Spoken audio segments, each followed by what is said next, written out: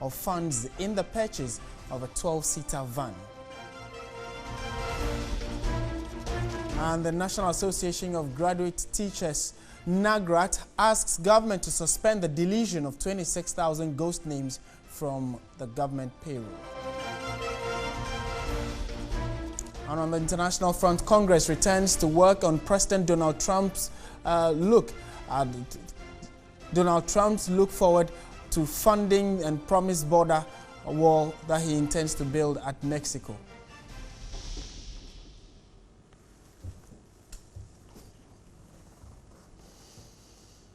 Thank you very much for staying with TV3. This is Midday News, and it's coming to you live from our studio here at Desanwe. Let's go to our first story now. And the world's first vaccine against malaria will be introduced in 3 countries, that is Ghana, Kenya, and Malawi, starting in 2018. Ghana, Kenya, and Malawi were chosen because they already run large programs to tackle malaria, including the bed nets, and yet still record high cases of malaria. The RTSS vaccine trains the immune system to attack the malaria parasites which is spread by mosquito bites. The World Health Organization said the jab had the potential to save tens of thousands of lives, but it is not yet clear if it will be feasible to use in the poorest parts of the world.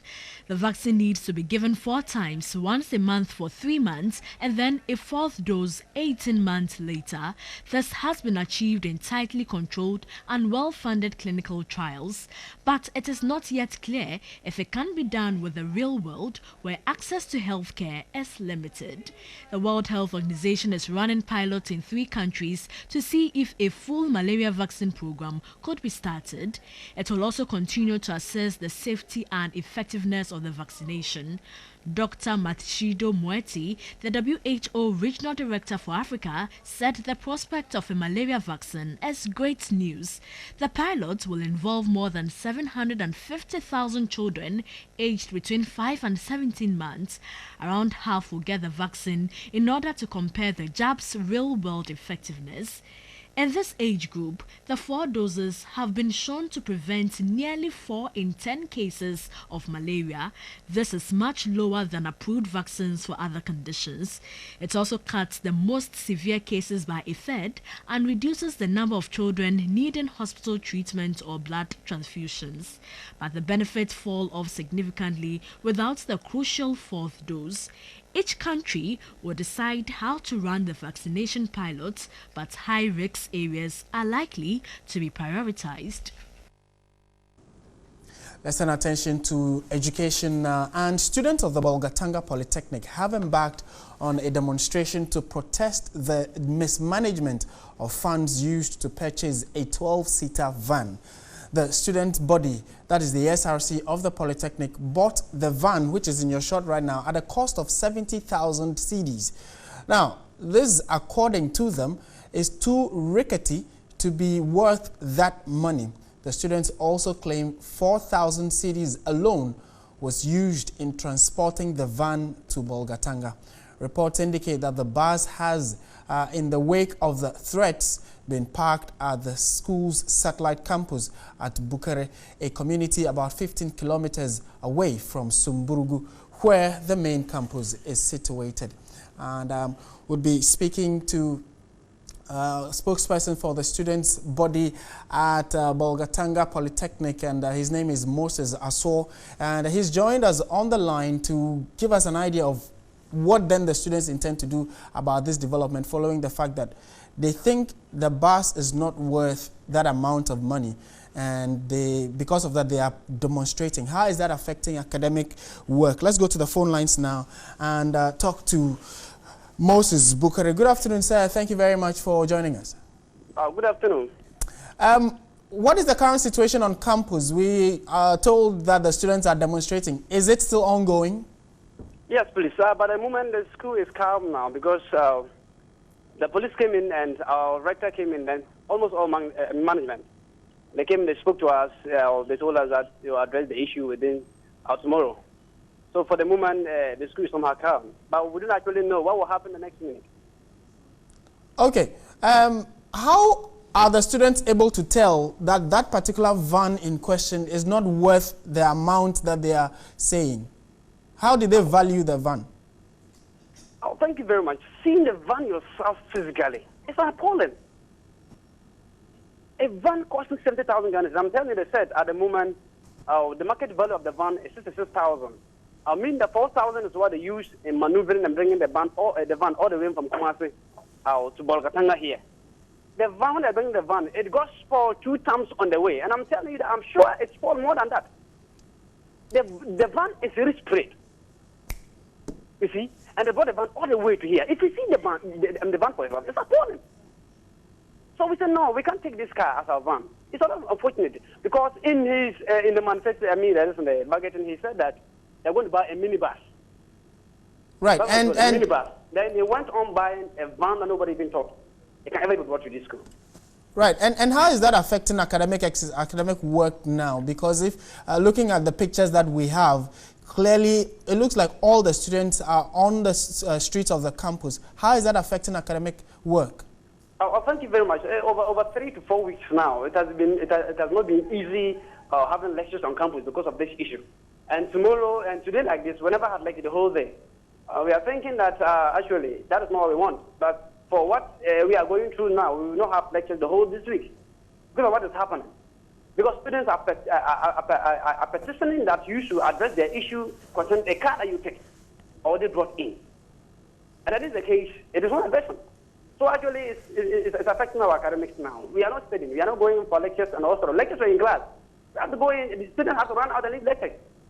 Because I cannot sit there and see all the things going. So they run out and come and join. Lectures have to go back to their offices and sit there. Okay. All right. Thank you very much. Certainly it's an unfolding story. We would later go back to the campus to find out what the school authorities themselves are saying about the students' action and then also what the next line of action would be for the SRC, the school authorities, and the demonstrating students. Moses Asor is spokesperson for the student body at the Bolgatanga Polytechnic there. Let's go on to one other major story that has been in the news for the last few days, which has to do with Galamsey. And an estimated 70,000 cedis is needed to reclaim a degraded hectare of land. The Minister for Lands and Natural Resources, John Peter Ameu, says that 1.5% of the country's total kilometers square of earth surface has been degraded by illegal mining activities. The reclamation process, as I've already noted, there is going to be a sustained combat and militant, supervision process in place, which is going to last a minimum of 1 year. And so we don't expect that. A good question somebody asks is, in attempt to reclaim, people will come back and do the digging. Because there's going to be supervision, the police, the military, the law enforcement agencies will be around. We expect to maintain, what we are witnessing now. So it is important that the reclamation, as you rightly put it, will start as early as possible. That is number one. Number two, it's to begin to look for the alternative livelihood for these people. Of course, these are the guys that will be brought into the MMIP. Again and again, we are not stopping mining. We are not against mining, but we are stopping the methodology that is in Ghana now. We need to mine and mine in an environmental sustainable manner. Those that are interested in mining in this manner, of course, will be re-engaged and placed under the MMIP. So at the moment, how much is going to cost the government to reclaim all the land? Well, I've been working out some estimate with Professor Frempong, I think 2 days ago. We have a fair idea. We are in the range of between 60 to 70,000 to do a hectare of reclamation. And yes, Ghana cedis. That will include bringing back excavated materials into the pits, pumping out some of the water from the pit, and finally bringing in a topsoil, and some of this topsoil has already been mixed up with the existing tailings that they have. So definitely we're going to import, topsoil from other areas. So it's going to be a huge job opportunity. It is estimated, it's quite huge, about 1.5% of the land surface in Ghana has been degraded. Ghana has a total land surface area of 238,000 kilometers squared. 1% is in the range of almost over 40 to 60,000, if I'm right. So that is huge. This thing can be done for years. So it's something that we can do, and with the availability of the fund, we should be able to start as immediately as possible. And we will be speaking with our correspondent who is still monitoring activities of some illegal mining activities, especially those who have left their excavators. And, you know, the minister is also touring parts of the country that seem to have been devastated by this, but whatever latest information we do have, we will put it out to you shortly. Now, the fight against illegal mining continues to gather momentum. Last Friday, TV3's William Evans Inkum visited the Asante Achim Central Enclave and reported that some illegal miners have begun evacuating their equipment. Today, he will be joining us shortly and let us know what the current situation is. But this time around, though, he's at the Amansia West District, where the Galamsey activity has also been devastating. Evans. It's happening now. But this is the hub of Galamsey activities. You know, for some time now, the media has been campaigning intensively about the enormity of destruction caused by Galamsey activities. And for that matter, the government is very much committed to bringing that particular issue to an end. But we will be speaking to a couple of the illegal mining operators who have come here to present a petition to the assembly. We do not know what their grievances are, but I just want to speak to one of them to find out from him what brought them to the assembly. So Emmanuel is a small-scale miner, or a Galamsey operator here at Manson Kwanta. Emmanuel, at the end of the mobile, I say. The idea about to say Manson had you be any ha. A Jumaya and a Galamsey, no, and no, and yeah, the hair bush, your hair, mamma, near Pamo, Yankabian, so we see a Jumania Brano, the better day, your hair bush, your four, and the idea about see a buyer. A binary swam wine, it may be any man so high. You might did in Galamsey. A binary tresse, and I say, yeah, you know him. A quam of us, we are Galamsey, say more sense, say more saying soon one, and Nuntina binary per se, or bra. Now, Munyan years or some money a binary, a drainer, a bino, a brassana bay bit to me, a boy in Sony and Sasson Hobine. And Sasso Mocassi has said on a dear. Operation D car course, and a man's as a say in a buy because a common fast one we operation. We operation and one say I must be a young a man near the Dahon, and yeah, you were high, yes, is a mamma and a better Daho, or more by your Jumano Fesano, on by your operation Gidino, or when a mamma and a better Daho, and your Jumaya, the Amanabian High, goes yet to district in him. I didn't know you could you charmana. I say and sassy. And Tiamana had a young mamma and a better Daha, operation of D. Kaya, I'm a Pamo Chana for no. And a mamma and a better than I guess, I say, oh my emre. Nan come Ramana at the Dahona, my fan say. And fella, you could go so a Philip, be like any abutre, and fella, as is our senior, now man, never failure. 80 a minor, or say a bino, and mamumbre, or mamumbre, and Kusida Bay. Oh, my emre, some red year, Sa Fikrana, and I'm at the Dahono. In your butren Catacata, this is your Musiano, a bino, a fan video, Frink, and a Cataso, and I want to go Cataso. All right. So we have been speaking to Emmanuel. Emmanuel says that Galamsey activity is the mainstay as far as this particular enclave is concerned. I'm also say that here about 60% of the people are engaged in this particular activity. But quickly, let me speak to Joseph Albert Kwame. He's the member of parliament for Manson Kwanta. So Galamsey activity is something that you have been championing against. They say that, or they are saying that if they should halt this particular operation, they wouldn't have any livelihood. Do you have any alternative source for them as a livelihood? Yes, that is why we are all here today. Today's meeting is going to involve the chiefs, the Galamsey operators in my constituency, assembly members, religious leaders, as well as opinion leaders. Of course, since the Galamsey activity is coming into a halt, we are here to have a defined direction for the constituency. So what we are going to discuss today is our way forward, and our way forward involves that of the alternative livelihood, and that's exactly what we are going to look at. We also look at some other projects that will benefit those people who are doing the Galamsey. So without Galamsey, they still have a good, meaningful job to do. All right. So thanks so much. We have been speaking to Honorable Joseph Albert Kwam. He is the Member of Parliament for Manso Kwanta constituency. We are going to sit through and then we're going to tell you or give you updates as to whatever unfolds at this particular assembly hall. William Evans Inkum from Manso Kwanta. Over to you, Martin. All right, thank you very much, William Evans Inkum. And we turn our attention to another story. This time around, though, we're still on education. We're shifting to education now. Government within the last few weeks has been commenting on issues surrounding education, but specifically, government has announced that it has begun the cleaning of the public sector payroll, adding that it will, by the end of this month, April, remove about some 26,589 names from the payroll.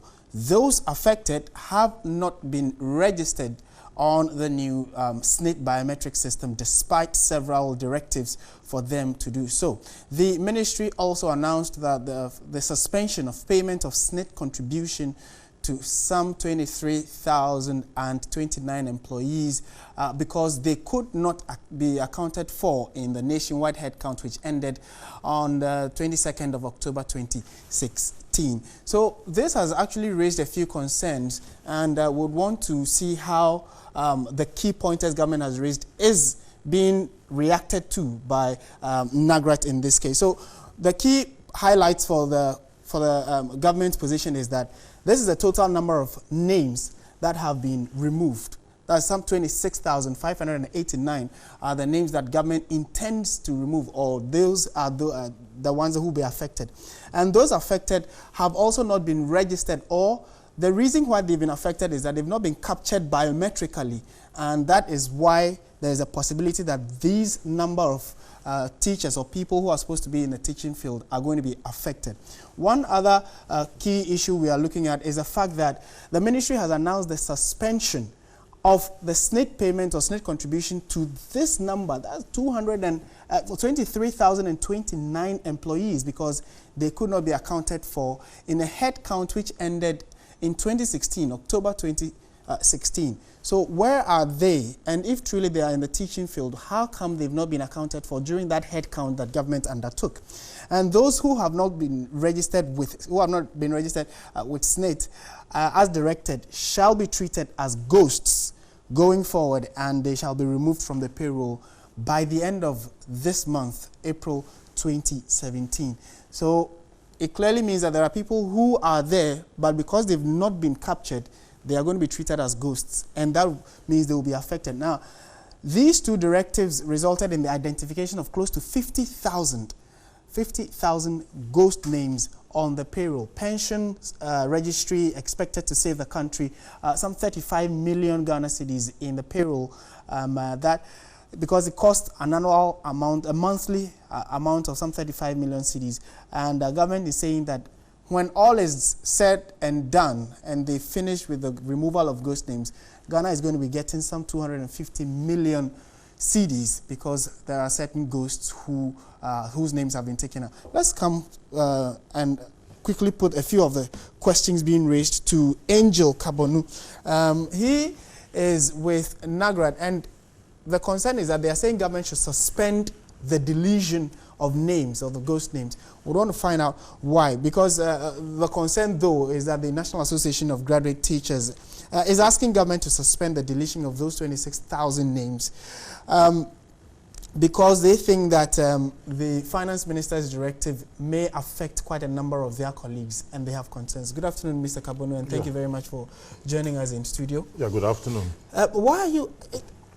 A lot of people seem to be applauding government for undertaking this initiative so that we can save the country some money, because there are ghosts in there. Why are you saying they should? What people will applaud government for is the taking out of actual ghost names, not the taking out of genuine workers who have served this country and ought to be remunerated or compensated for the work they've done for this country.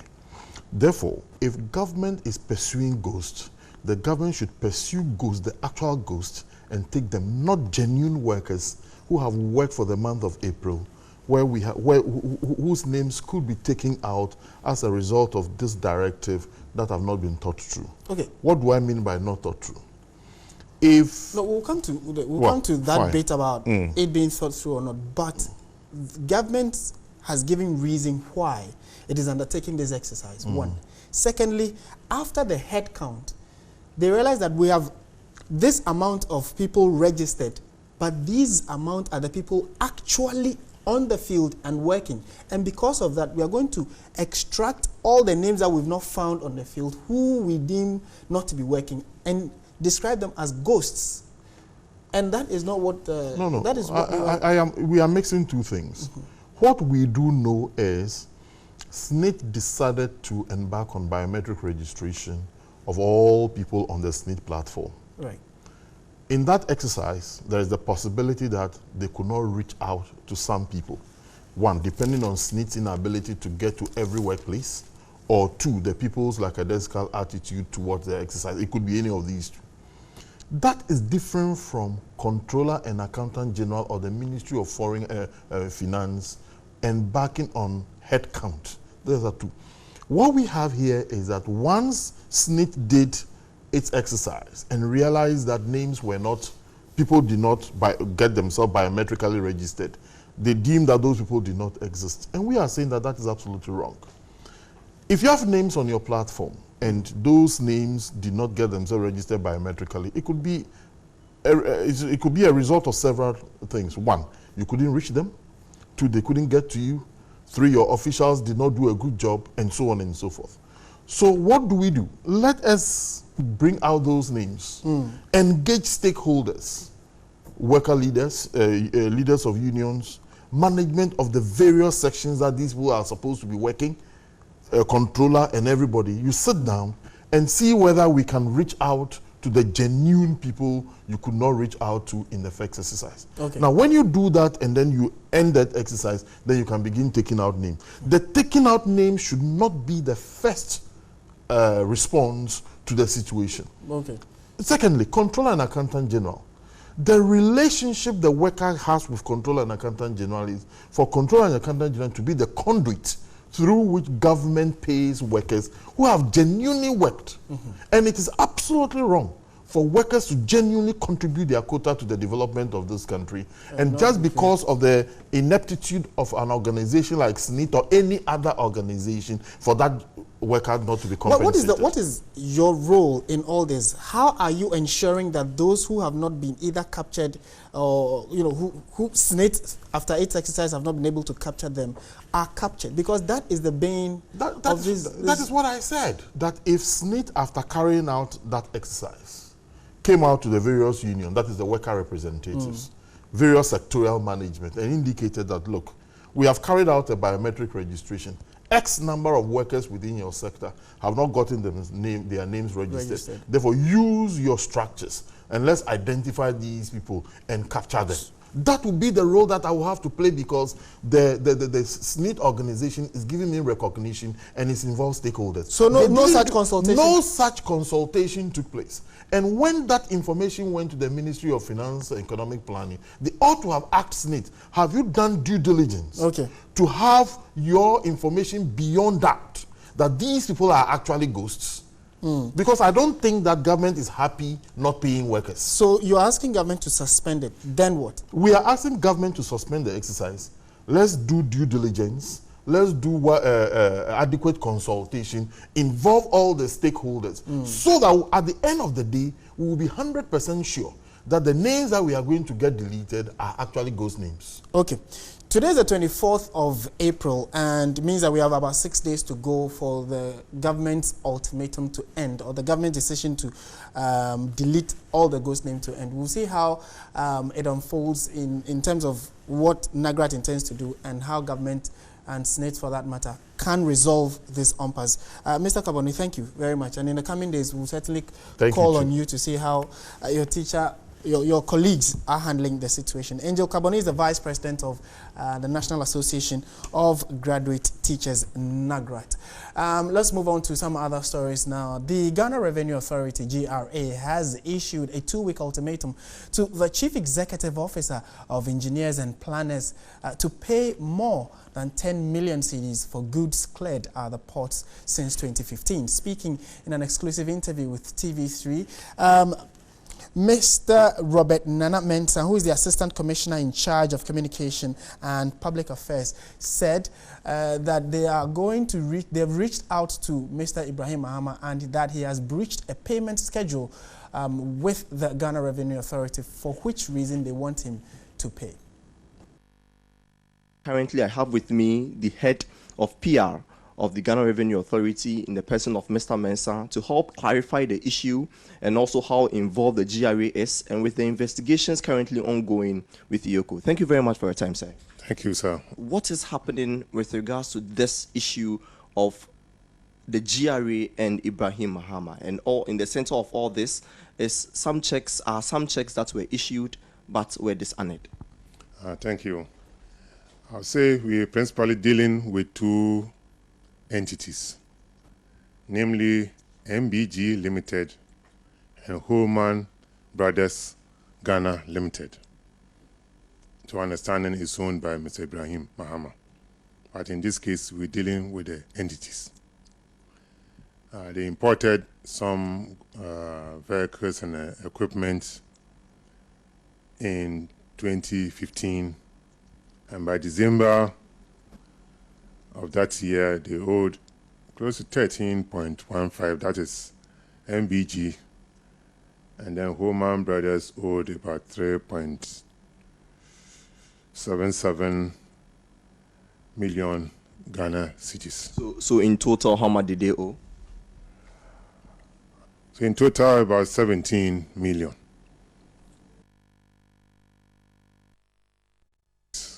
And when the checks passed through our system and to the clearinghouse, the banks to which the checks were issued indicated that those accounts had been blocked.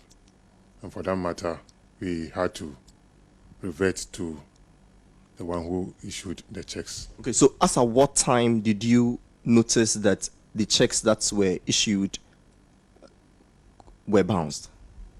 And that is in December of 2015. So we made initial contacts and, of course, asked for the duties to be honored. And as at October 2016, in the case of MBG, some 3.54 million had been paid, leaving an outstanding of 9.61 million.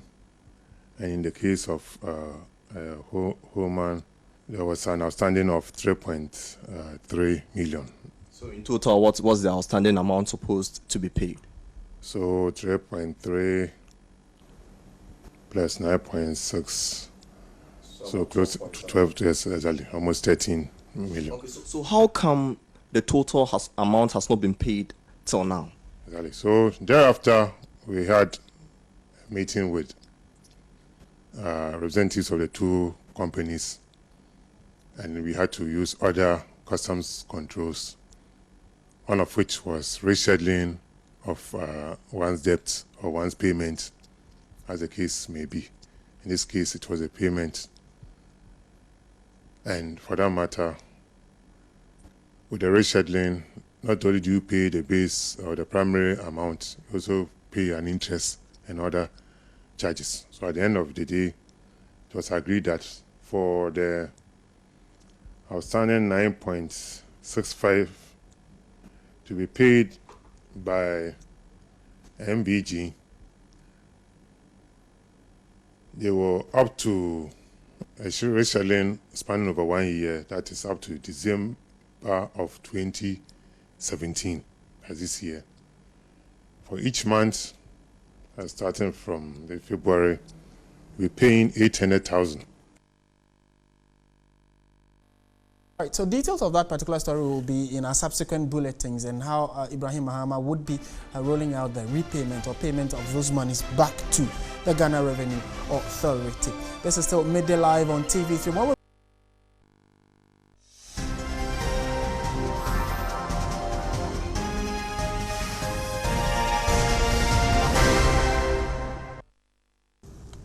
Thank you very much for staying with TV3. Let's do business now. The Managing Director of First Bank Financial Services, Amenyo Setoji, has asked for circumspection on the discussion around the $2.25 billion bond issued earlier this month actually. This was after the public seemed to have taken government on the 15 and 10-year bonds, which is yet to take some. My colleague Rabi Al-Hassan is interviewing. Quite worrying, the minority in Parliament also raised some issues 14 days afterwards, saying that there were issues of lack of transparency and conflicts of interest involving the Minister of Finance and some stakeholders who participated in buying the bonds issued.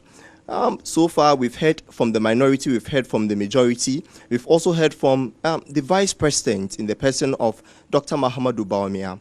But currently, we would want to talk to some industry watchers to share their perspectives on the issue. We currently have with us the MD of First Bank Financial Services to also share his thoughts on the issues that have been raised by the minority. Thank you very much for joining us on TV3. You're welcome. Okay, so quickly, there are issues of conflict of interest that have been raised by the minority. What do you make of it? Does it have any currency? Yeah, from First Bank, our opinion is the fact that FT has been in this market for some time now. In actual fact, they participated in 2013 Eurobond issue, as reported by Reuters, even in the earlier issue as in the dollar bond.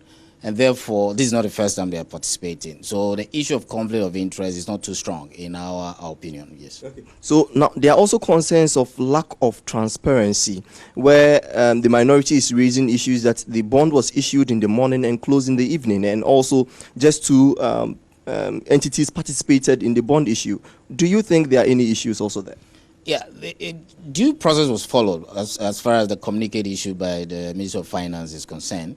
We'll believe more communication. The communication bit should have been handled a little bit more. The participant or the stakeholders should have been more engaged in the communication bit of it. But due process was followed. Okay. The coupon rate of 19.75, the minority thinks it's too high. Is that the case? Looking at the securities that we've issued for some time now.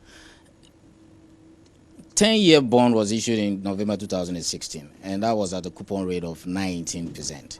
So if you're now going to issue another one which is of a longer dated instrument, which is 15-year, you expect that there should be a premium for maturity, a maturity premium more or less. In other words, there should be a premium for an investor who is going to lock up his funds for more than 10 years. And therefore, having it up to 19.75 being the coupon rate, we think it's fair, yeah. You think it's fair, 19.75? Ultimately, the minority is demanding for a parliamentary probe into this issue. What would be your pick on that? Much as the minority has the right to go all length or all out in terms of investigation, we also have to be mindful of the fact that the investors are watching, especially the offshore investors. So if an investor sees that after each issue that he or she participated in, it comes with a lot of back and forth, people arguing for and against, it may not bode well for our issues in the future. So I would say that let's examine the issues more critically and be well informed before we take the next step. Okay. So looking at what you've just said, other industry watchers have also mentioned that we have to be circumspect in talking about the issues. What would be the implication for future securities that would be issued for government if we continue on this trajectory? Yes, so as I said, foreign investors will stay clear of any further issue by the government. Could this possibly maybe increase our yield anytime we go onto the market? It means the risk profile could be an issue, in which case it will translate into the pricing of this bond. So I still believe that there's the need for us to be very, very circumspect. Okay. Thank you very much. We had the Managing Director of First Bank Financial Services, Setonam, explaining some issues, his perspectives on the current controversy concerning the $2.25 billion that we managed to raise as a country by issuing some securities on the domestic market. All right, thank you very much, Rabi Al-Hassan, with that quick, brief interview. Let's stay with a few more business stories now. And Group Indum has temporarily relocated its subsidiaries which were affected by Saturday's fire disaster. The Corporate Affairs Director, Richmond Kilsing, has assured customers by the close of the day that the companies that were affected will be moved to a more confined area for smooth business transactions. It is not about thinking about what happened last Saturday. It's about moving forward and what measures that you are putting in place to make sure that customers still have that confidence in you. Your workers still see you a sense of a leadership that is moving them to the right direction. And that's exactly what you are doing. You've created some makeshift cover here to make sure that we continue serving our people. And that is in relation to GN Bank and then Gold Coast. But you also went around and saw that we are preparing some offices for the two of them. And I want to believe that by close of today, they should be going into their new offices.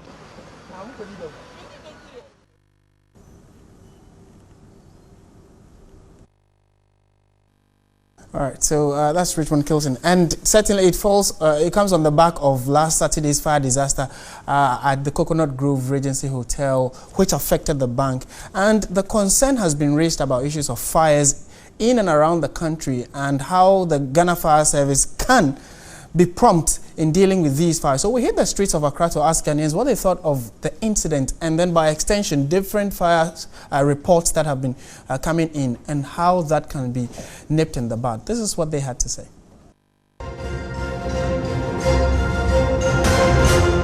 On What Do You Think today, we're finding out from you. Who do you reach out to first when there's an emergency? And how well do you know the emergency lines? 911 and 192. I've not even dialed one from my phone personally. Those numbers, I don't really know things about them.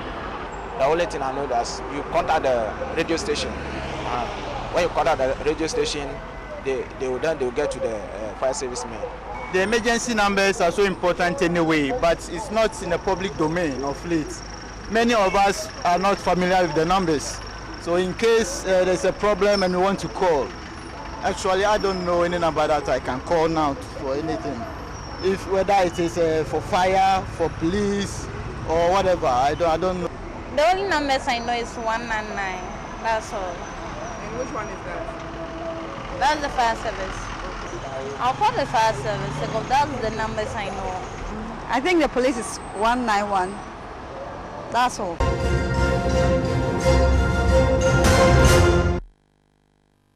All right, so clearly it means that a lot more public education needs to be done for people to know the right places to call when there is any form of disaster, be it accident or fire or flood disasters.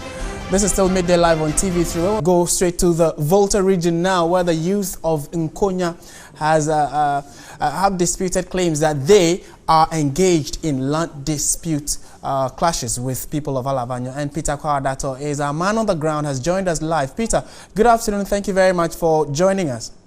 Good afternoon, Martin. Why are the youth saying this? We know that dispute is about land, but why are they saying they are not engaged in any land dispute? According to them, the land issue that started between them and Alavanyos was resolved in 1975, when all courts through High Court to the Supreme Court have ruled that the land in question belonged to the Nkonyas. And so they knew that from that time, there's no issue between them and Alavanyos. And to add to that, what killings occurring this present time were not happening within the disputed land.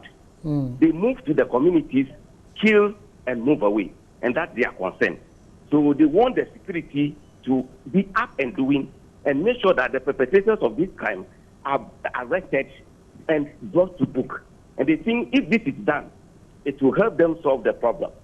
But their problem again is that they have several times reported issues, cases that they know, intelligence that they have gathered on the ground, information that they had about these killings have been reported to the police several times, and they have done nothing to it. And they think that something is gone wrong somewhere, and which needs to be looked for and tackled seriously so that there can be peace within the Alavanyu and Nkunya communities.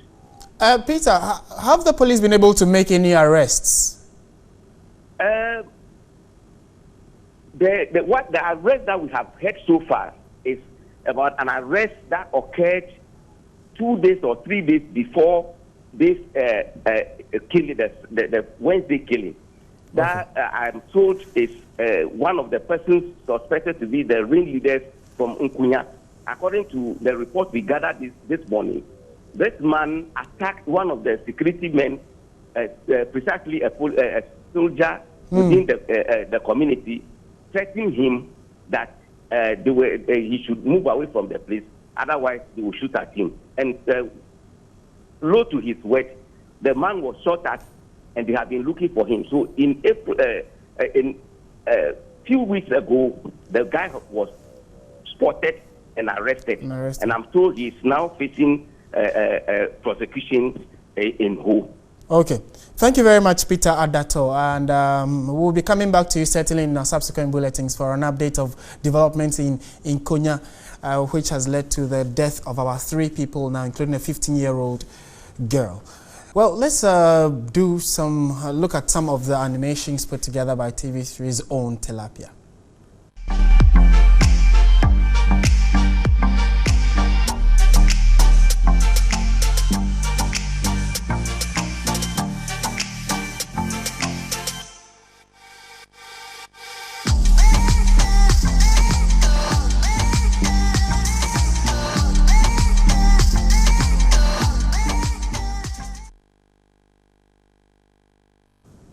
Creativity at its best. So that will be it for the bulletin. It came your way from our studios here at Adesanya. My name is Martin Asiedu-Dartey. Thank you very much for making time to watch. There is more news on our website, 3news.com. Do visit and get updated. Have a good afternoon, and as always, stay positive. Bye for now.